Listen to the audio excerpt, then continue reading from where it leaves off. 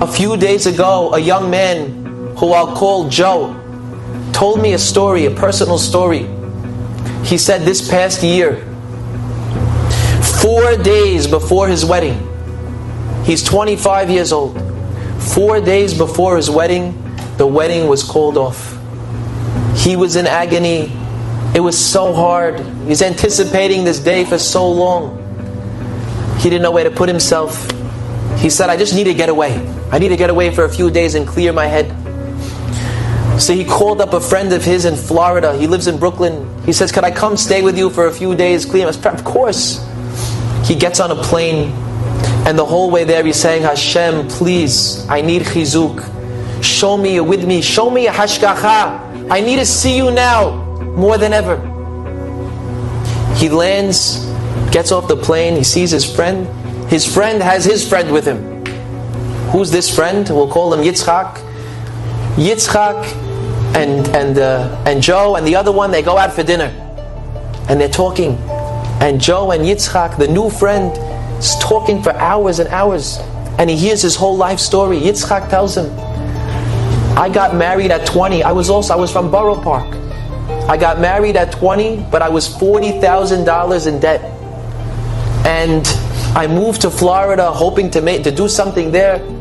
But my life has been so hard. I can't make any money. He said last year, a nice man from the community comes over to me one day, out of nowhere. And he says, I want to help you. I see how much you're struggling. He gives him a check for $10,000. He says, Be'ezrat Hashem, this is going to change your mazal. Use it for good.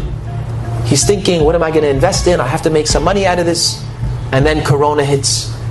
He can't do any business. What is he going to do with the money?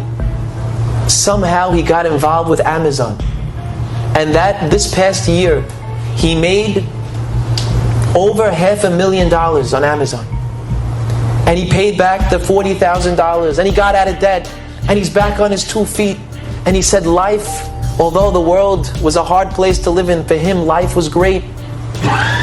He said then he started investing his money. He invested $20,000 with an investor. A few weeks later, the investor gave him back $30,000. It's unbelievable. Then he invested $25,000. He got back $40,000. He invested with him $200,000. And after that, he didn't hear from him anymore. He's calling him up. Where are you? He's leaving messages. No answer, no answer, no answer.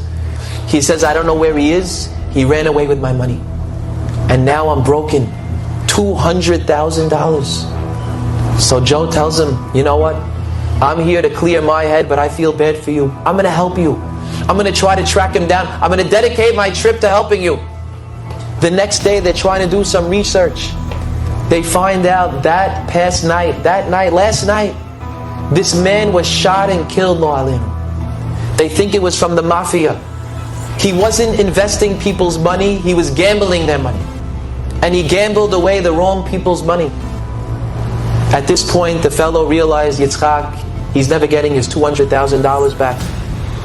But he did find out that the family of this man hated him. They were estranged from him. And they wanted to cremate his body. Yitzchak and Joe said to each other, we can't let that happen. What do we do? They go to a rabbi from Chabad. Rabbi, what should we do? The rabbi calls, you have to get permission from the family to take control of the body. They call up the family, I want nothing to do with him. We're not paying a penny. So we don't want your money, just give us permission. The family gave them permission.